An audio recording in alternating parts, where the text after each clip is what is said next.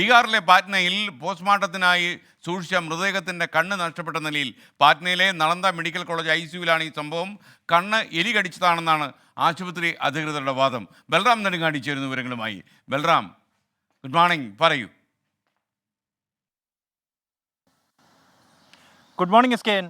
അതീവ ദാരുണമായ ഒരു സംഭവമാണ് ബീഹാറിലെ പട്നയിൽ സംഭവിച്ചിരിക്കുന്നത്. നളന്ദ മെഡിക്കൽ കോളേജിന്റെ ICUവിൽ മൃതദേഹം ഈ പോസ്റ്റ്മോർട്ടത്തിനായി സൂക്ഷിച്ചിരിക്കുകയായിരുന്നു. ഫാൻതുഷ് എന്നയാളുടെ യുവാവിന്റെ മൃതദേഹമാണ് ഇത്തരത്തിൽ സൂക്ഷിച്ചിരുന്നത്. എന്നാൽ അടുത്ത ദിവസം രാവിലെ പോസ്റ്റ്മോർട്ടത്തിനായി ഈ മൃതദേഹം ICUവിൽ നിന്നും എടുക്കുന്ന ഘട്ടത്തിൽ മൃതദേഹത്തിന്റെ കണ്ണ് നഷ്ടപ്പെട്ട നിലയിലായിരുന്നു. തുടർന്ന് ബന്ധുക്കൾ പ്രശ്നമുണ്ടാക്കി. നേരിയ തോതിലുള്ള സംഘർഷം ഈ സംഭവത്തെ തുടർന്ന് ഉണ്ടായി. ഈ മൃതദേഹം എലി കടിച്ചതാണ് എന്നാണ് ആശുപത്രി അധികൃതർ നൽകുന്ന വിശദീകരണം. ഇത് ഈ ബന്ധുക്കളെ കൂടുതലായും പ്രകോപിപ്പിച്ചു. അതേസമയം ഈ ബന്ധുക്കളിൽ ചിലർ ഈ മൃതദേഹത്തിന് സമീപത്തു നിന്നും ഒരു സർജിക്കൽ ബ്ലേഡ് കണ്ടെത്തി എന്നും ആശുപത്രി അധികൃതരെ അറിയിച്ചിട്ടുണ്ട്. തുടർന്ന് ഇത് വലിയ തോതിലുള്ള പ്രശ്നങ്ങളിലേക്കും പ്രതിഷേധങ്ങളിലേക്കും പോകുകയായിരുന്നു.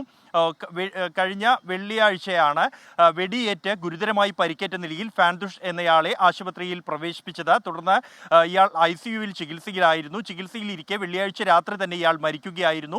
രാത്രി പോസ്റ്റ്മോർട്ടം നടത്താൻ കഴിയാത്തതിനെ തുടർന്നാണ് മൃതദേഹം ICUവിൽ തന്നെ സൂക്ഷിച്ചത്. തുടർന്നാണ് അടുത്ത ദിവസം രാവിലെ ആയപ്പോഴേക്കും കണ്ണ് നഷ്ടപ്പെട്ടതായി കണ്ടെത്തിയത്.